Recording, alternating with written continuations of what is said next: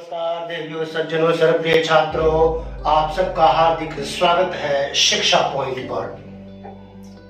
12वीं कक्षा हिंदी अंतरा गद्य खंड का बहुत ही अच्छा यात्रा वृत्तांत है जो आधुनिक औद्योगिकरण और विस्थापन पर आधारित है। इस पाठ का नाम है जहां कोई वापसी नहीं। निर्मल वर्मा इसके लेखक हैं, जिनका जन्म हिमाचल प्रदेश में हुआ 1929 में और 2005 में उनका निधन हुआ। वे उच्च दर्जे के शिक्षित विद्वान व्यक्ति थे। Times of India, Hindustan times आदि मशहूर प्रतिष्ठित समाचार पत्रों के लिए उन्होंने कार्य किया था। यूरोपीय और भारतीय जो सांस्कृतिक विरासत है उसके गहरे जानकार हैं निर्मल वर्मा जी, और इन्होंने साहित्य के क्षेत्र में जो योगदान दिया है वे नई कहानी आंदोलन के महत्वपूर्ण लेखक और साहित्यकार माने जाते हैं। नई कहानी, परिंदे, जलती झाड़ी, तीन एकांत, पिछली गर्मियों में आदि रचनाएं इनकी बहुत ही प्रसिद्ध रचनाएं हैं। आप सब इनके जीवन परिचय के बारे में विस्तार से पढ़ सकते हैं। इनके रचना कौशल से अवगत हो सकते हैं और ये जो सामाजिक सरोकार से जुड़े हुए विषयों को उठाते हैं, मुद्दों को उठाते हैं, इस पर जो इनकी पकड़ है इसको समझने के लिए इनका जीवन अध्ययन करना बहुत जरूरी है। तो मैं चाहता हूं कि आप सभी विस्तार से इनके जीवन के बारे में परिचय प्राप्त करें। जहां कोई वापसी एक यात्रा वृत्तांत है जो कि इनकी रचना संग्रह इनका है। धुंध से उठती धुन इससे लिया गया है।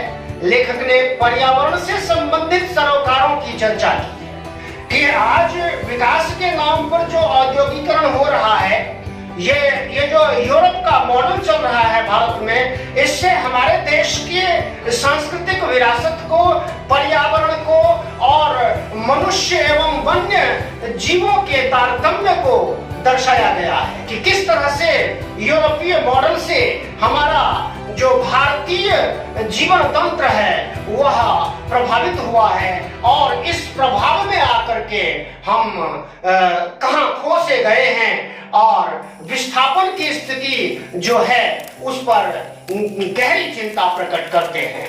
इन्होंने इसका ये मतलब नहीं है कि औद्योगिक विकास के विरोधी हैं ये। इनका मतलब सिर्फ ये है कि औद्योगिक विकास के नाम पर अंधाधुंध तरीके से जंगलों की कटाई, है ना, शहरीकरण बढ़ाने के लिए कृषि भूमि का अधिग्रहण करना और उस कृषि भूमि के आसपास शहरों का, औद्योगिक इकाइयों का निर्माण करना और वहां के वातावरण में, वहां के परिवेश में जो गांव हैं उन गांव में जो विस्थापन की स्थिति पैदा होती है, उससे उत्पन्न समस्या जो पैदा होती है, इस पर ये चिंता प्रकट करते हैं। तारतम्य होना चाहिए, संतुलन होना चाहिए विकास में और प्रकृति में। जब तक संतुलन नहीं होगा तब तक मानव का जीवन सुखी हो ही नहीं सकता, सभी मानव सुखी हो ही नहीं सकते और पर्यावरण का नुकसान पहुंचाने के लिए ये जब हम पर्यावरण से खिलवाड़ करते हैं तो समस्याएं उत्पन्न होती हैं। उन समस्याओं में जीता हुआ जन्म लेता हुआ जो आज का मानव है वह अपने समाज, संस्कृति और परिवेश से बिछुड़ जाता है, विस्थापित हो जाता है, अलग थलग हो जाता है।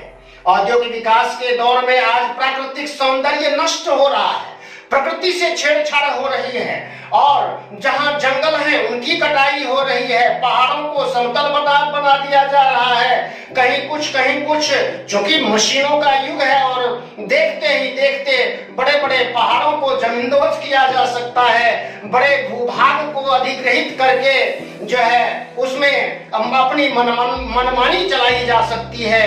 ये चीज जो है पर्यावरण के लिए कतई अच्छा नहीं होती है, अच्छी नहीं होती है। इसका मार्मिक चित्रण इस पाठ में किया गया है। यह पाठ विस्थापित जो अपनी जड़ों से बिछुड़ जाते हैं, औद्योगिक विकास के नाम पर जब सरकारें जमीनों का अधिग्रहण करती हैं और उस जमीनों पर शहर और औद्योगिक संस्थान बनाती हैं, तो इससे जो विस्थापन होता है, जो वहाँ का जो आम नागरिक है वह जब बिछुड़ता है, उसका दर्द बयान नहीं किया जा सकता। इतना मार्मिक दर्द होता है उसका। और ये अनेक जो समस्याएं हैं, ये इस सत्य को उद्घाटित करता है कि आधुनिक औद्योगिकरण की आंधी में सिर्फ मनुष्य ही नहीं उखड़ता, मानव ही नहीं उखड़ता, अपनी जड़ों से नहीं बिखरता, बल्कि उसका परिवेश, उसका आसपास का वातावरण, उसकी संस्कृति, आवास स्थल जहां वो रहते रहे हैं, वहां से अलग होकर के कहां जाएं, क्या करें की जो स्थिति होती है, इसको हमेशा के लिए यहाँ पर चिंता का विषय बनाया गया है। देखते हैं यह कहानी, यह यात्रा वृत्तांत दिल्ली से लेखक कुछ साथियों के साथ उत्तराखंड स्थित सिंगरौली स्थान पर गए, गांव में गए। ये 1983 की घटना है जिसका जिक्र इन्होंने किया है। जब जुलाई का, मैं लाइन बाय लाइन भी पढ़ूंगा और थोड़ा सा सारांश पढ़ लेते हैं। जब हम सारांश पढ़ लेंगे इसको, तो इसके प्रश्नों के भी उत्तर लिख लिए जाएंगे, आसानी से लिख सकते हैं। हालांकि इसका पार्ट 2 बनाया जाएगा वीडियो, जिसमें केवल प्रश्नों पर और उन उत्तरों पर चर्चा की जाएगी। यहाँ सिर्फ हम इनकी पाठ की पंक्तियों पर और सारांश पर बात करते हैं, मोटी मोटी लेकिन निचोड़ बातें। जुलाई का महीना है, सिंगरौली का दृश्य है। धान की रोपाई होती है, जुलाई अगस्त में धान की रोपाई होती है, बरसात का मौसम होता है और खेतों में पानी जमा हो जाता है, जिससे धान की रोपाई आसान हो जाती है। हम उस सिंगरौली के क्षेत्र नवागांव गए थे। सिंगरौली का एक क्षेत्र है जहाँ नवागांव में वे लोग गए थे। आबादी लगभग 50,000 से ऊपर की है, जहाँ 18 छोटे छोटे गांव बसे हुए हैं। इन्हीं में से एक गांव का नाम है अमझर। अमझर का मतलब है जहाँ आम झरते हैं। आम की बहुतायत है, आम फलते हैं, आम के पेड़ मौजूद हैं और जब उनसे आम झरते हैं तो शायद इसीलिए उस गांव का नाम अमझर रखा गया होगा। आम के पेड़ों से घिरा गांव जहां आम झरते हैं, किंतु वहां क्या देखा कि अब न कुछ नीचे गिरता है। जब गए तो जब तो आम का अमझर नाम सुन करके जब आम के पास आसपास गए तो वे सूखते हुए से नजर आए लेखक को। तो ये देख करके उनका जो है कारण जब पता किया, उन्होंने कारण पूछा, तो सरकारी घोषणा हुई है कि अमरौली प्रोजेक्ट के अंतर्गत नवागांव के अनेक गांव उजाड़ दिए जाएंगे, है ना। जो एक प्रोजेक्ट है, जो परियोजना है, औद्योगिक परियोजना, उसके अंतर्गत थर्मल पावर और जो दूसरी विद्युत परियोजनाएं हैं उनको स्थापित करने के लिए ये गांव उजाड़ दिए जाएंगे। इसलिए आदमी जब उजड़ेगा, अब वहां से जब आदमी, उन गांव के लोग जब उजड़ेंगे तो वहां के पेड़ पौधे, वन्य जीव, है ना, सभी रोएंगे, वे भी उजड़ेंगे। तो ये फिर जीवित रह करके, पेड़ जीवित रह करके क्या करेंगे? ये महत्वपूर्ण पंक्ति है इसमें। आदमी उजड़ेगा तो पेड़ जीवित रहकर क्या करेंगे? जहां से आदमी ही नहीं रहेगा तो पेड़ पौधे अपनी अस्मिता खो देंगे, उनका भी नुकसान हो जाएगा, तो वो मर जाना ही बेहतर समझते हैं। आगे टिहरी गढ़वा, टिहरी हम समझते हैं, टिहरी बांध परियोजना जो उत्तराखंड में जो स्थित है, उसमें टिहरी, पुरानी जो टिहरी है, वो टिहरी पुराना शहर है, उसको तो बिल्कुल ही विस्थापित कर दिया गया। आज वहां डैम बना हुआ है, हम सभी जानते हैं, आप सब जानते हैं हम इस बात को कि वहां इतना गंगा का पानी इकट्ठा किया गया है। अगर वो तटबंध टूट जाए या किन्हीं कारणों से तोड़ दिया जाए तो दिल्ली समेत एनसीआर का पूरा क्षेत्र जलमग्न हो जाएगा। इतना पानी इकट्ठा है वहां, और वहां से जो उजड़े हुए लोग हैं उनका तो दर्द क्या बयां करना। तो वहां पेड़ों को बचाने के लिए आदमी बहुत संग, जो लोकल जो स्थानीय निवासी हैं वो उन्होंने, आपने नाम सुना होगा सुंदरलाल बहुगुणा का, जिन्होंने चिपको आंदोलन शुरू किया था। पेड़ों को बचाने के लिए यह आंदोलन था। पेड़ से चिपकते थे वे लोग और पेड़ों को बचाने का भरसक प्रयास करते थे, विरोध करते थे, सत्याग्रह करते थे। और इसमें सिंगरौली में पहुंच करके लेखक को इस बात का गहरा अनुभव हुआ। मेरे लिए दूसरी दृष्टि से भी यह अनूठा अनुभव था। लोग अपने गांव से विस्थापित होकर कैसी अनाथ उन्मूलित जिंदगी बिताते हैं। जब वो अपने गांव से अलग होते हैं, बिछुड़ते हैं, उनको बिछुड़ने पर मजबूर कर दिया जाता है, तो वो कैसा जीवन व्यतीत करते होंगे, कैसा दर्द महसूस करते होंगे। यहाँ शहरों के बीच बसी मजदूरों की गंदी दम घुटती भयावह बस्तियों और स्लम्स में कई बार देखा था। किंतु विस्थापन से पूर्व वे कैसे परिवेश में रहते होंगे, किस तरह की जिंदगी बिताते होंगे, इसका दृश्य अपने स्वच्छ पवित्र खुलेपन में पहली बार रामझर गांव में देखने को मिला। जो विस्थापन की स्थिति होती है वहां उन्हीं गांवों से बिछड़े हुए लोगों के लिए शहरों में गंदी बस्तियां होती हैं। उन गंदी बस्तियों में रहने पर मजबूर होते हैं, स्लम्स में रहने पर मजबूर होते हैं। और ये खुला वातावरण देख करके उनको पता लगा कि जब खुले वातावरण से व्यक्ति एक बिल्कुल सिमटे हुए दमघोंटू वातावरण में आ जाता है, रहने के लिए मजबूर हो जाता है, तो कैसी स्थिति होती है।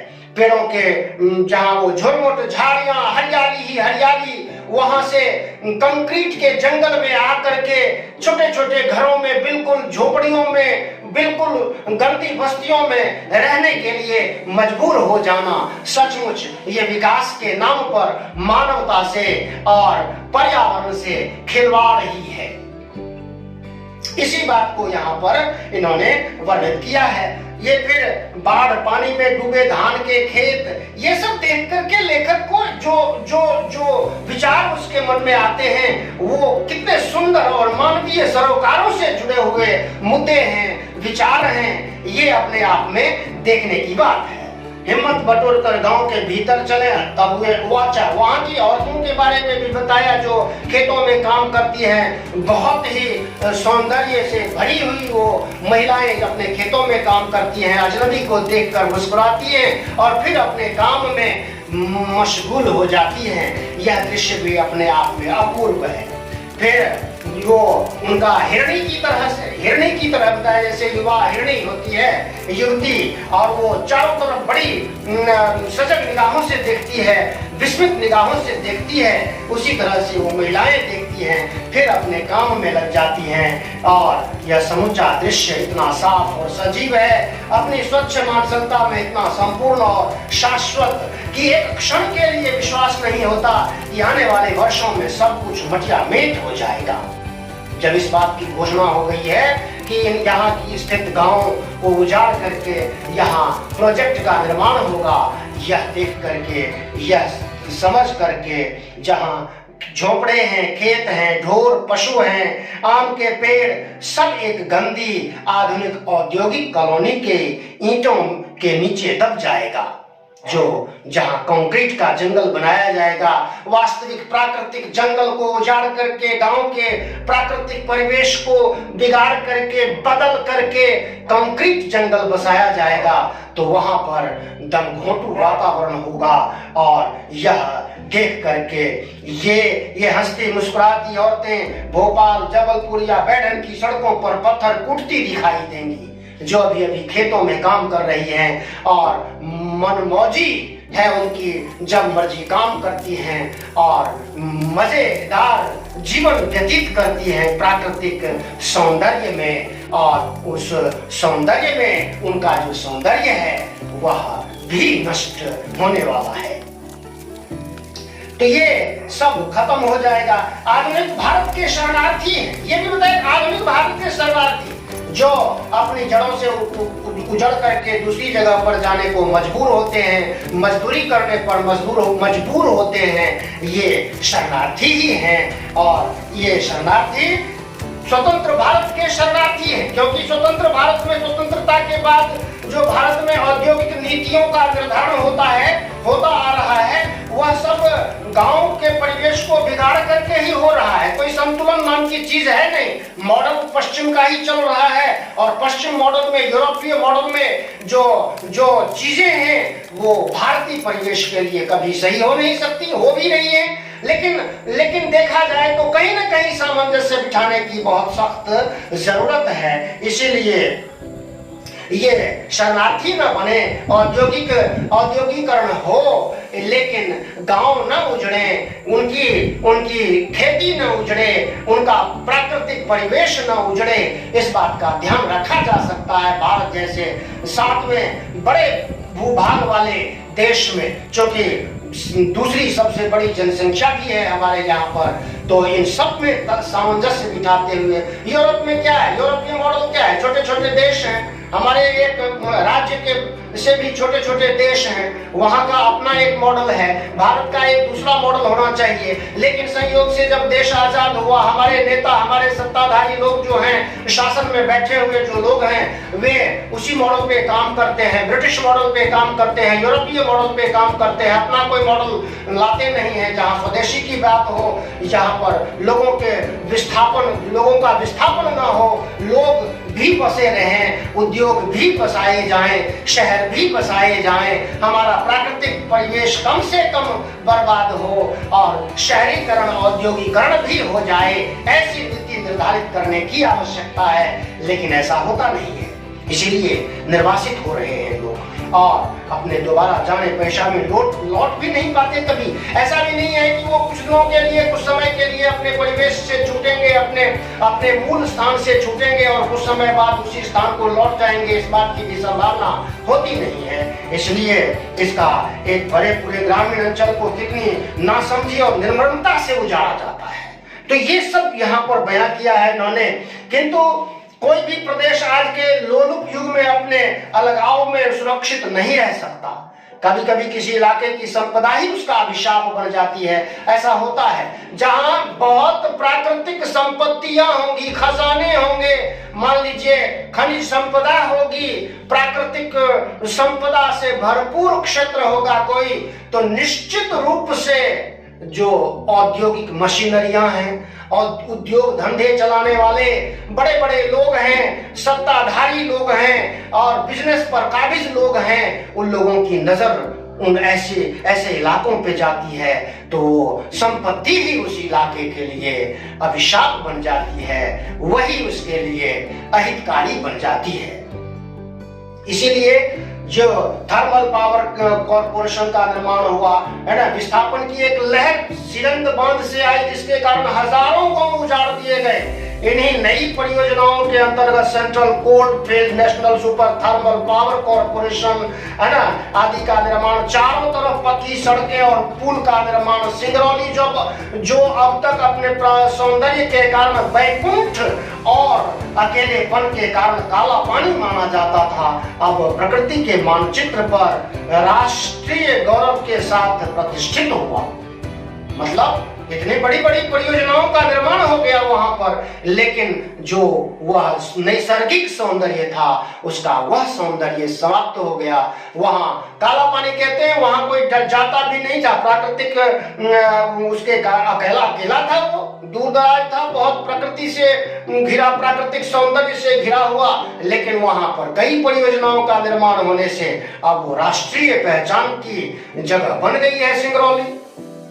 फिर अब प्रकृति के मानचित्र पर ऐसा हो गया, जहां बाहर का आदमी फटकता न था, वहां केंद्रीय और राज्य सरकारों के अफसरों, इंजीनियरों और विशेषज्ञों की कतार लग गई। जाहिर सी बात है, जब कोई परियोजना का निर्माण किया जाएगा तो उस परियोजना से जुड़े हुए जितने भी लोग होंगे, सरकारी लोग होंगे, गैर सरकारी लोग होंगे, निजी संस्थाओं के लोग होंगे, उनका दौरा बढ़ने लगेगा, उनका आवागमन बढ़ने लगेगा, उनका हस्तक्षेप बढ़ेगा, वो अपना काम तेज कर देंगे, शुरू कर देंगे, तो निश्चित रूप से झुंड मंडराने लगते हैं। जिस तरह से जमीन पर कितना सुंदर उदाहरण दिया है, जैसे ऊपर गिद्ध मंडराते रहते हैं, नीचे जमीन पर मुर्दे उर्दे खाने के लिए, उसी तरह से जो बड़े बड़े औद्योगिक घराने होते हैं ना, उनकी गिद्ध दृष्टि लगी रहती है ऐसे गांवों पर, ऐसे प्रकृति की संपत्ति से भरपूर स्थानों पर उनकी गिद्ध दृष्टि लगी रहती है। इन्हीं के कारण वहां वैसे सिंगरौलों की घाटी और जंगलों पर ठेकेदारों, वन अधिकारियों और सरकारी कारीगरों का आक्रमण शुरू हो गया। इस तरह से स्थापित हुए विकास का यह उजला पहलू अपने पीछे कितने व्यापक पैमाने पर विनाश का अंधेरा लेकर आया था, हम उसका छोटा सा जायजा लेने दिल्ली में स्थित लोकायुक्त संस्था की ओर से सिंगरौली गए थे।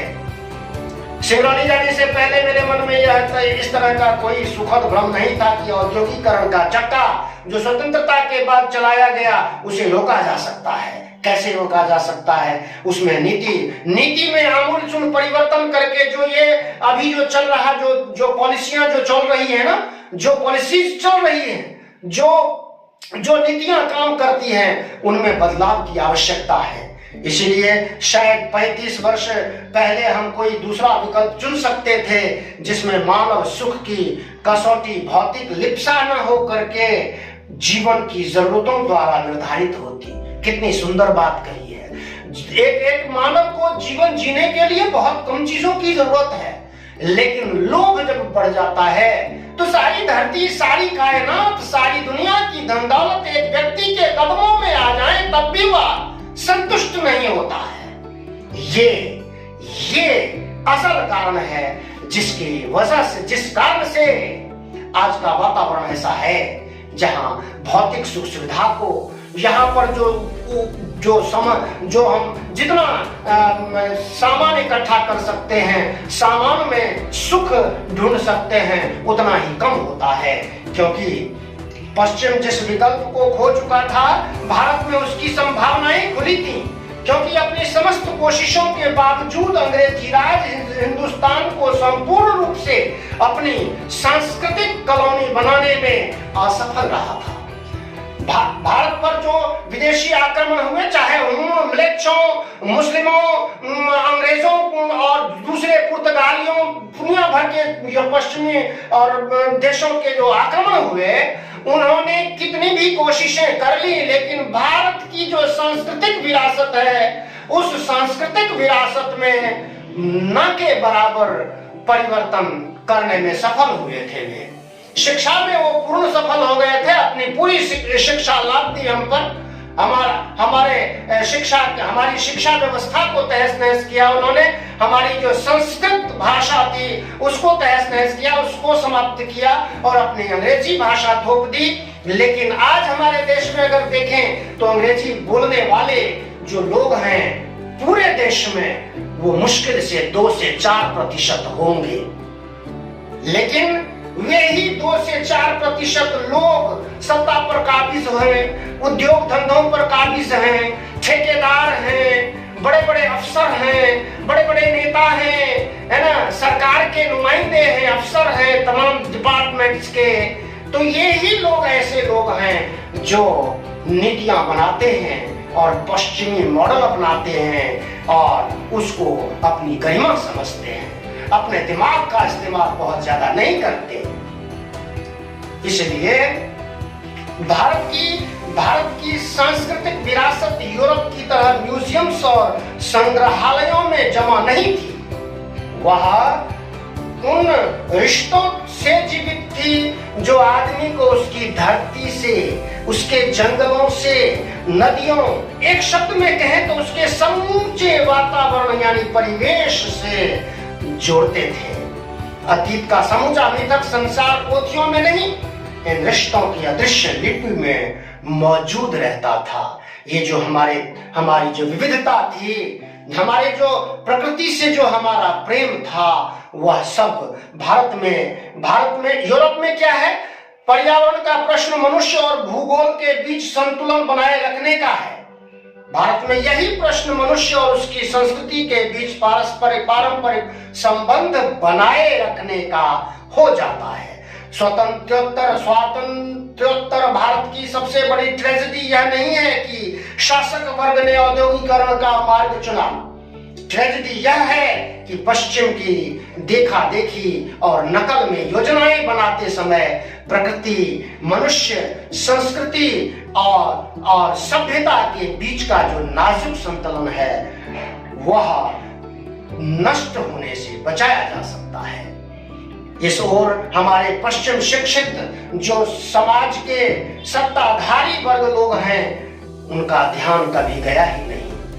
हम बिना पश्चिम के मॉडल को अपनाए अपनी शर्तों और मर्यादाओं के आधार पर, अपनी क्षमताओं के आधार पर औद्योगिक विकास का भारतीय स्वरूप निर्धारित कर सकते हैं। कभी इसका ख्याल भी हमारे शासकों को आया हो ऐसा नहीं जान पड़ता। चाहे शासन में कोई भी हो, सत्ताधारी कोई भी हो, सब दूसरे की नकल पर, मॉडल पर काम करते हैं, लोगों को विस्थापित करते हैं, प्राकृतिक परिवेश को तहस नहस करते हैं, हमारी अपनी ही सांस्कृतिक विरासत को, धरोहर को नष्ट भ्रष्ट करने पे तुले हुए हैं। ऐसी दुश्चिंता इस पाठ में प्रकट की गई है। हम सब इस बात से अवगत हैं। धन्यवाद। मैं समझता हूं इतनी चर्चा से सभी छात्रों को पूरे पाठ का निचोड़ पकड़ में आया होगा और अगली वीडियो में हम इसमें जो कुछ महत्वपूर्ण प्रश्न हैं इस पाठ में उन प्रश्नों पर चर्चा करेंगे। धन्यवाद। और हाँ, अभी तक जिन छात्रों ने चैनल शिक्षा पॉइंट को सब्सक्राइब नहीं किया है, do this because this is totally free. आप हमारा मनोबल बढ़ाइए। धन्यवाद। जय हिंद, जय भारत, जय भारत।